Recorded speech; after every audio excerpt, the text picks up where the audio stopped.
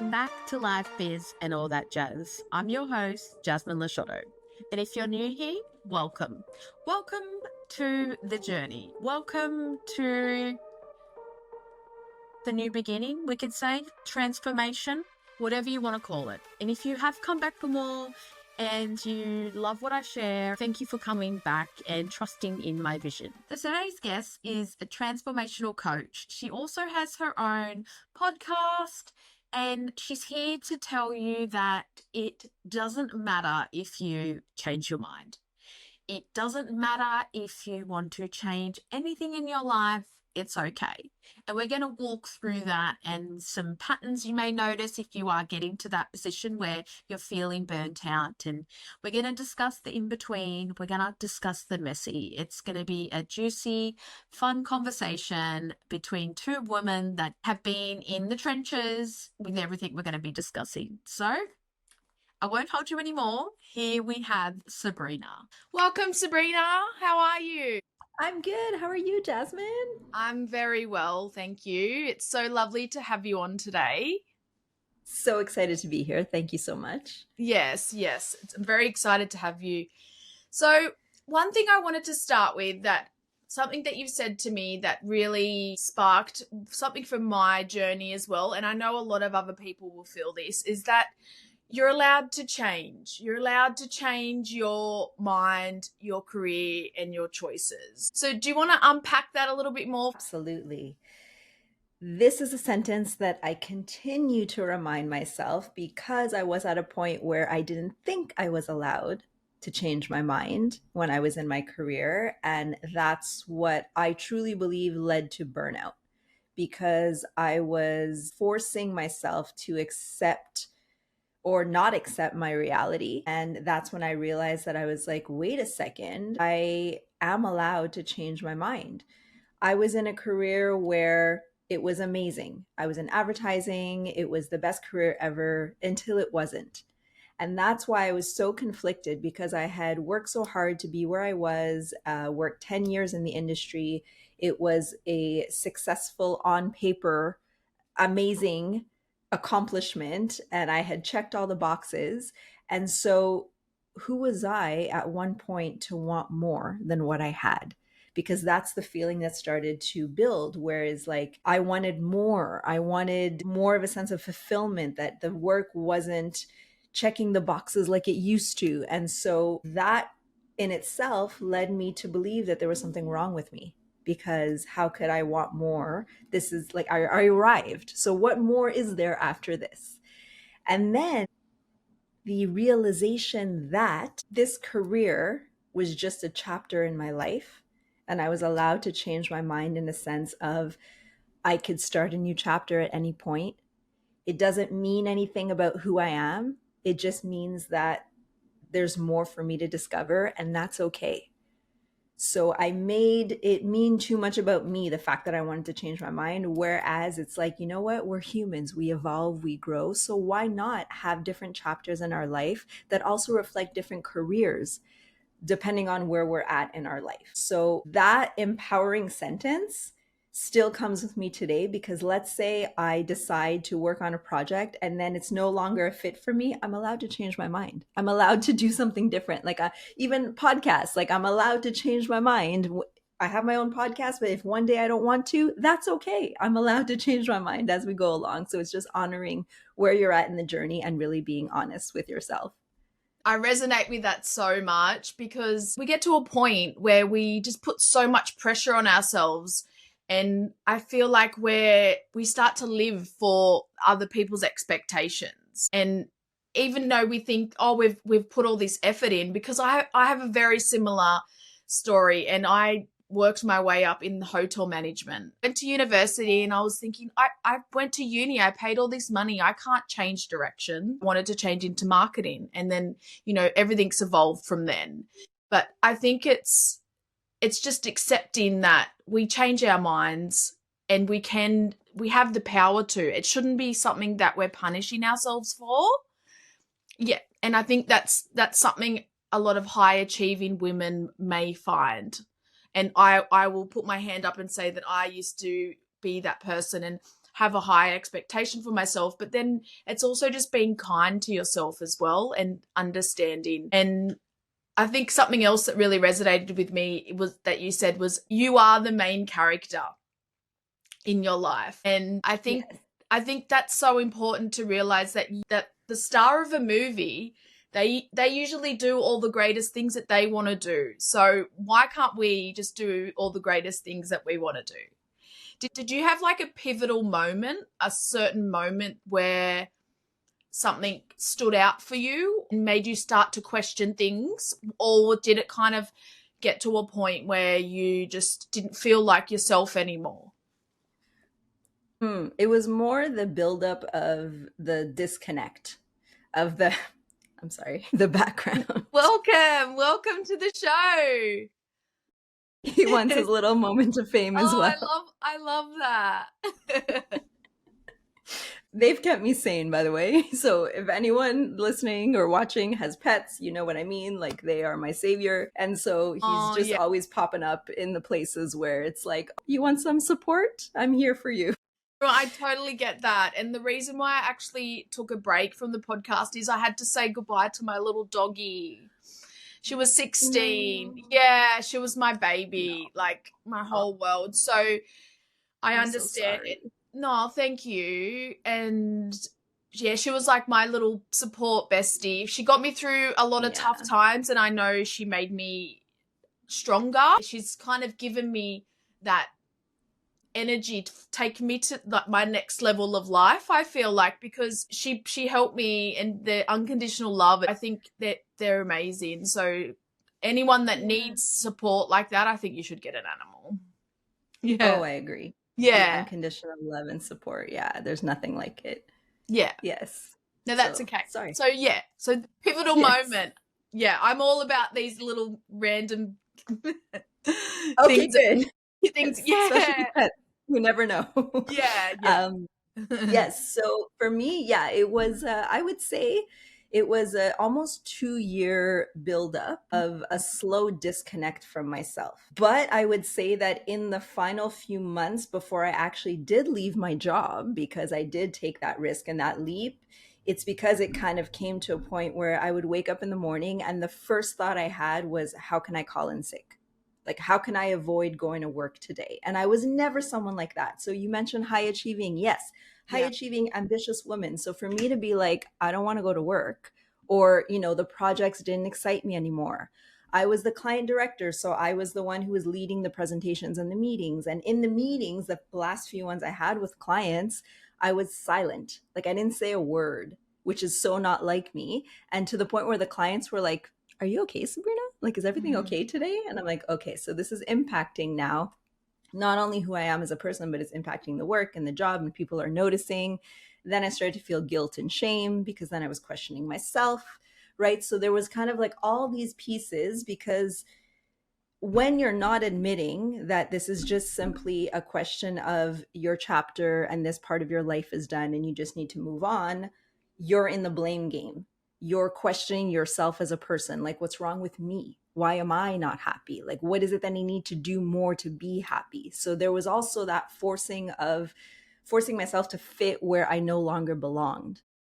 And so the pivotal moment was kind of it all coming to a head, and I just was not myself and I was not happy. And so I actually did go on vacation because I was like, maybe I just need a break. Maybe I'm overworked.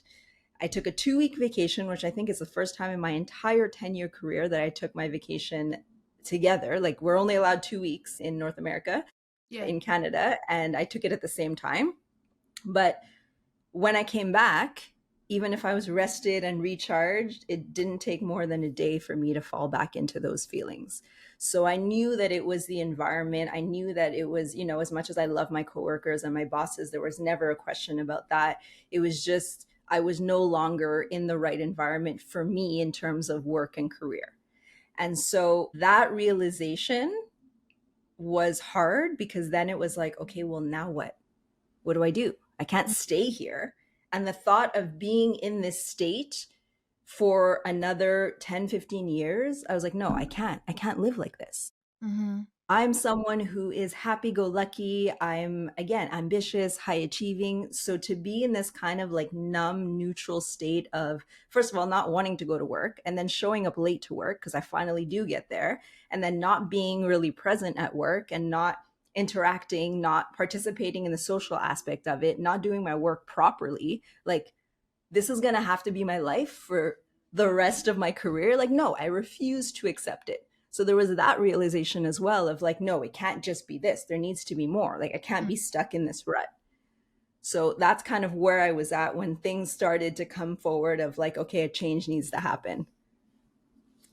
That's really important because I think once we understand that and we see that the change needs to happen, it starts to question what are we going to do next? Did you feel like that you had a moment where you thought like, what have I got to lose? If I stay here, what am I going to be doing over the next? For me, I found that I was thinking, if I stay, this is what I'm going to have. This is the life that I'm going to have.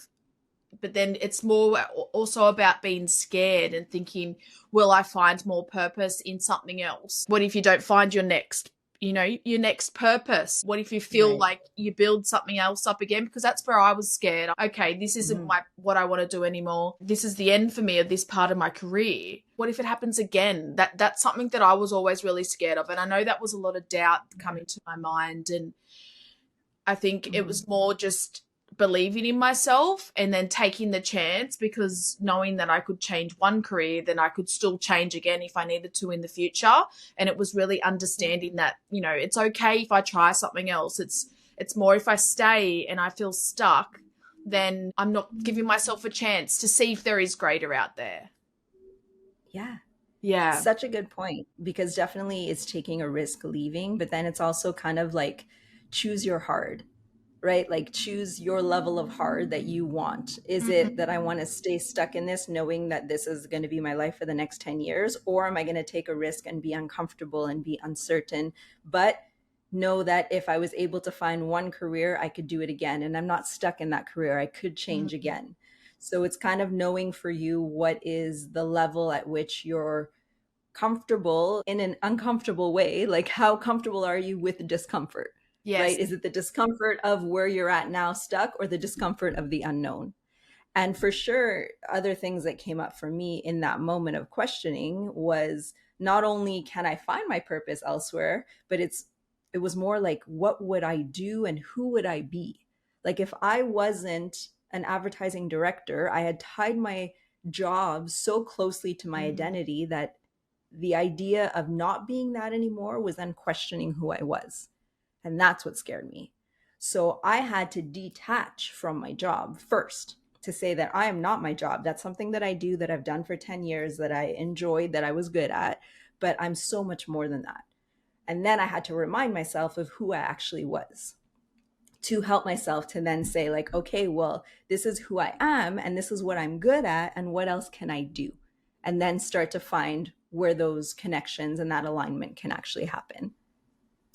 I think that's a big thing with career and focusing so much on building our careers, is that we do often get entwined with the job. And when we have to work so much and having a career that where you've got people that are depending on you, you've got a team, your management, you know, you've got that expectation where you need to show up as your best, not only just for yourself, you don't have to do your job, but you've got other people depending on you. I think that can be a lot more pressure of when we do bring our career to who we are. We take work home. We do work at home. So when it all kind of folds into one, and often we're working so much, and especially when you're burnt out, you don't want to do a lot of activities after work, catch up with friends as much, or, you know, you might have to get something for work done. Oh, I've got a big day tomorrow, I just want to rest. And then that kind of folds into the weekends, because that's where I found that the more I felt burnt out, the more like down I was, and the more that I was, you know, putting the pressure on myself that was I in life, that was the more that it affected even outside of my work, which then that's kind of like, well, this is who I am. And then I think like that's similar to what you're saying about associating yourself with your career and thinking about, what am I going to do next? And I think it's when we make that decision. So I don't know if this is similar for you, but like once the decision was made, I was excited a little bit. I was scared, but I got to the point where I was like, okay, I'm going to embrace the uncertainty, embrace the unknown. And that's when I got like a little bit of fire behind me and thought, then I think the in-between is a very confusing stage, and a stage where we often don't really appreciate it till we've come through it. And then you realize it's that messy middle part. I think that's the best part. What do you reckon about that in-between stage? I'd love to hear what you think about that. It's definitely a phase that can be confusing. You can feel lost, you can question, but maybe if we can look at it as just a phase, it's something that's temporary, that's bringing you to your next chapter.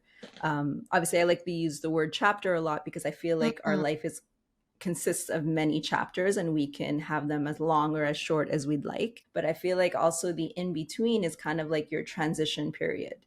So that's where you're maybe allowed or give yourself permission to just try new things, to see what you love, get back in touch with what brings you joy, learn things, explore, adventure. Like it's almost like the in between doesn't have to be seen as a void, but it can actually be seen as opportunity to just see what lights you up again. Because coming from burnout, definitely, like you mentioned, Jasmine, you're not necessarily in a space where you want to go out or be social or do things. I found for myself, I threw myself in another challenge. So here's the high achieving, ambitious woman. And actually, now that I'm reflecting on it, it's not that I wasn't ambitious anymore in my career. It was that ambition was misplaced. Because I found a new challenge in ballroom dancing, and all of a sudden I started competing, and all my attention was there. Like work no longer lit me up, and I was like, I am now a ballroom dancer and I'm doing all these competitions, and I was so ambitious with that goal that now, like I said, reflecting back on it, I'm like, okay, so I was still ambitious. Because sometimes you think when you're burnt out, it's like I'm no longer ambitious, or that part of me is no longer there, the high achieving woman. But no, she was still there. She was just putting her focus in something else. So that kind of told me too that I was no longer feeling inspired in my career, and I needed to find a new challenge to keep me going, a new goal. And so when I was in that in between phase, it's kind of like you're outgrowing who you were and you're becoming who you are. And so thinking of it that way as well is like, okay, in this becoming, how exciting, like what can I do? What can I like, yes, I'm going to keep dancing, keep learning, but also like I was always interested in psychology. So let me take some psychology classes. Yeah. I was always curious about health and nutrition. So let me do a certification. And that in between phase for me timed very well with COVID. And so I had that extra time and everything went online. So everything became accessible. So I was able to really take the time to reflect. And such an important thing coming out of burnout, if you find yourself in this in-between phase, connect with what brings you joy. For me, that was dancing. And so being in that space of just being happy and joyful and in gratitude, the healing will already begin automatically on its own. And you'll be in an energy and a space to be able to figure out your next chapter without putting that pressure on yourself to have it all done and figured out from the burnout phase. Like really take the time to connect with the joy, to bring that back out in you and like figure out what lights you up. And then that's going to help you on your next phase of like trying to build a new career, because you're doing it from a place of fulfillment already, that you're not doing it from a place of lack or a place of like being drained. So in that in-between phase is actually quite important. It's such a special place to be because that's where you can just be yourself and reconnect.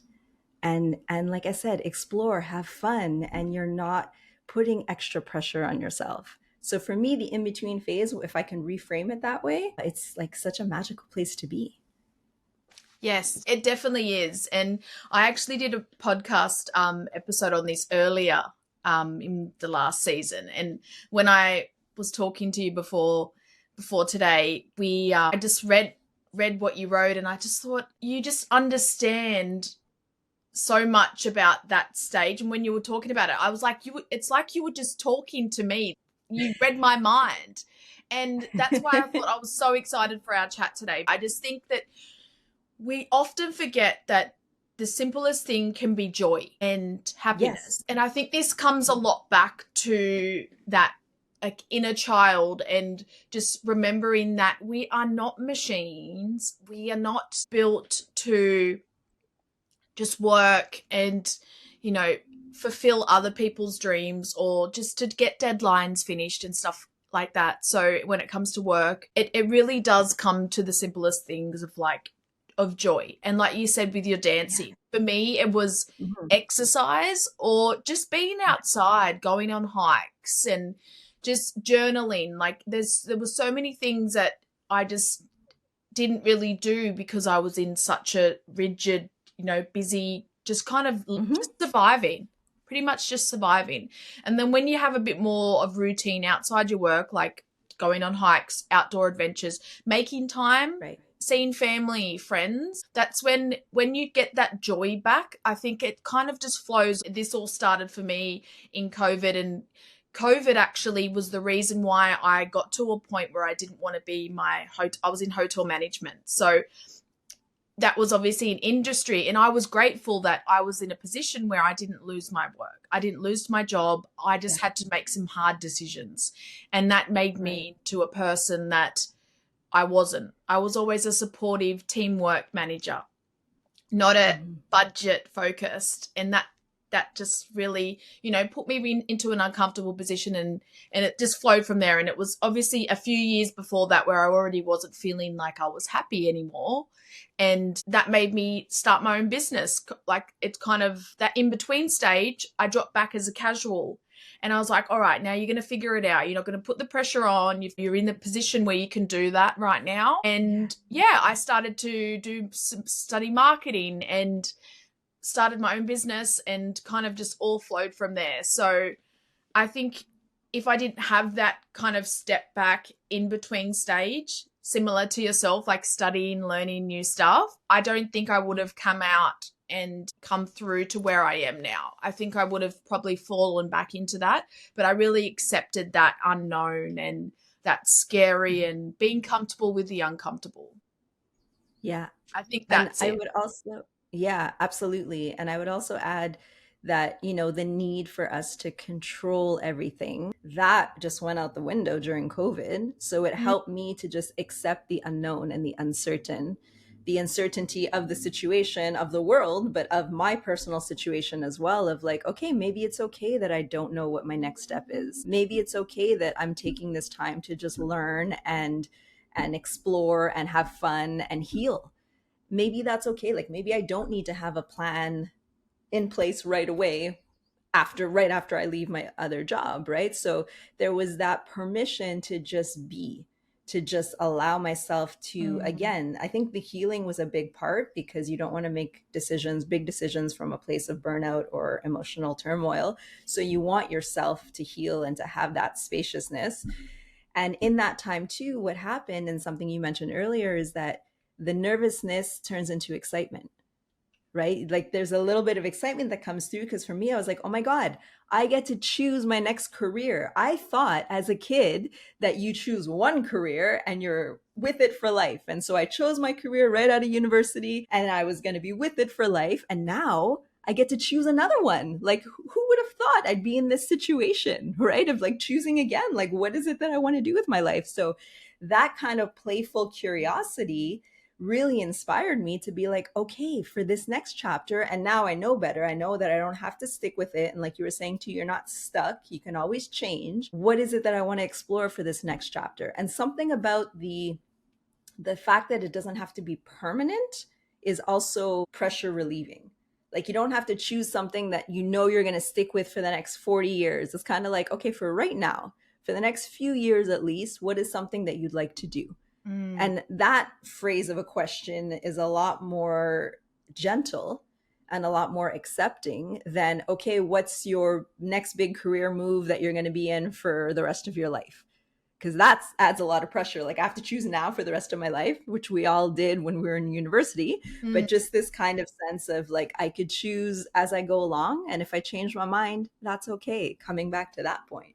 that's right. And I think though, for anyone going through this right now, like let's speak to them. There's a lot that's going to come up before. So what would you say to someone that is kind of feeling that burnout, that they don't feel like they belong, they've lost their purpose, that they're scared to change, but they feel the guilt and the shame, and some tips or support to transition from that to making that decision, accepting the in-between? What's some advice that you would have? What I would say to someone who is in that position, you're feeling the guilt, you're feeling the shame, welcome it. I know it maybe sounds a bit counterintuitive, but welcome it, because these feelings are just information. They're trying to tell you something. And I think if we try to push them aside, or if we try to judge ourselves based on how we're feeling, and I speak from experience, then it just complicates the situation. It gets us more confused. It gets us more in the denial phase. So I would say for someone, if you feel guilty, if you feel shame, what is this trying to tell you? The guilt is maybe tied to, again, for me, and I can only speak from my personal experience, the guilt was the guilt of wanting more. So then I would question that belief. What's wrong with wanting more? What am I making it mean about me? Why is it a bad thing that I want more? Why would I feel guilty for that? And if we start to question our thoughts and our stories, then we could start to change our relationship with them. So then for me, when I would question that, I would be like, well, it's because society told me, or I grew up believing that I had to just appreciate what I had. And it was selfish to want more. But am I a selfish person? No, I'm not. Then kind of questioning again. Okay, well, what is it about me that wants more? I just want to enjoy my life. And it is my life. So why can't I make the decisions? And so kind of peeling back the emotional charge around it allows you to just get honest and be like, okay, well, this is trying to tell me that I just want to be happy in life. And this right now is not making me happy. So the more, quote unquote, is just, where am I finding this happiness? Because it's not in my current job. The fulfillment that I'm searching for, the more, could be elsewhere. So it's peeling back the layers. And then the shame, well, the shame is tied to you as a person, right? So guilt is the emotion, and the guilt is, I did something that was wrong. So the wanting more, but then the shame is more like, I am shameful because I want more. So it's kind of, they're tied together. But again, it's information. Like, what is it that is about me? Why am I making it about me? And can I remove myself from that story and just look at it objectively and be like, okay, this is just information. And my body is trying to tell me that I'm ready to try something new, that I'm ready for something different in my life. And it doesn't have to be a bad thing. There needs to be no judgment around it. It's just the reality that I'm faced with right now. And so when we can accept that reality, then we start to be able to move into a more of like an aligned action place. So we acknowledge, we accept, and then we can take action from that place. If we try to take action without accepting it, there's always going to be, the action's never going to be fully aligned. So I feel like we're going to start spinning in circles, right? So if you can get to that stage of acceptance, which is so important, and be like, okay, these emotions are just there to teach me something. Ask yourself the hard questions. Start inquiring. What are these beliefs that have been holding you back from thinking that it's not okay to change your mind?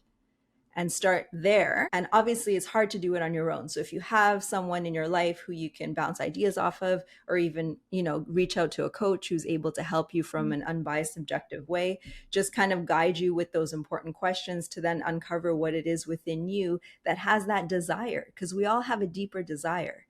And why not be able to follow it? Because again, I'll go back to, it's your life and you have one. So why not be happy? Why do you have to stay stuck in a place that no longer makes you happy? And empower yourself to make the decisions without shame, without guilt, because again, it's your life. And I know people are going to tell you what they think. There's going to be opinions and judgments all around. But remember, they are not living your life and they do not have the same experiences as you have. So the only person who knows what's best for you is you. When I left my job, so many people had their opinions. So many people were telling me, oh my God, I would never. But you're not in my position. So it's okay that you would never, but I will, and I'm willing to. And so you have to have that perspective of like, yes, maybe they love you, they care for you, they just want the best for you. But again, they're not living your life, you are. They're not waking up every morning unhappy and saying, how can I call in sick to work? You are. I was. So I needed to make the decision for myself. So again, it's, if you're in that feeling now, if you're about to go into the in-between phase, if you're questioning, I would just welcome it all. I would say it's all coming up for you to explore, for you to get curious without judgment of like, okay, what are these feelings trying to tell me? What is this situation trying to tell me? And not be in denial. And again, from experience, not be in denial and just be open. Maybe it's not a total career shift like I did or like you did, Jasmine, but maybe it's just like, oh, maybe the company, or maybe my roles and responsibilities need to change. Maybe I need to have more work-life balance. But again, there's information there for you to unpack and uncover. And then there are small changes that you can do to help yourself get to that place where you feel more at ease and you feel more peace and you feel more fulfillment. And it doesn't have to be as drastic as we did. It could be, but it can also just be small shifts in your schedule, in your lifestyle. So hopefully that helps. That was great. When you were talking about like you get this one life and it's your life, I was getting really emotional because it's so hard for people to understand what you said. When you understand it yourself, so I understand it and I was really connecting with it. And I know a lot of other of our listeners are going to connect with it as well, but not everyone gets that opportunity. And often people will live to whatever age and they will look back and they will wish they did things. See those posts sometimes on Facebook and it's like from like at old people homes and, like they like things that they wish they'd done and they're like holding a picture up. And a lot of it was like spend more time doing this and worrying this, work less. And I think there is a collective and there is a generation now, and especially like you sharing what you do and what I like to share on the podcast is like we do only have one life and it can be a great life. It doesn't matter and we can change and do anything we want to whenever we want to. And it looks scary. I think it's really important to with what you mentioned about you are going to have critics and often they could be people close to you. And for me, I find over the years I've made a lot of decisions where if I listened to other people, I wouldn't have followed my heart.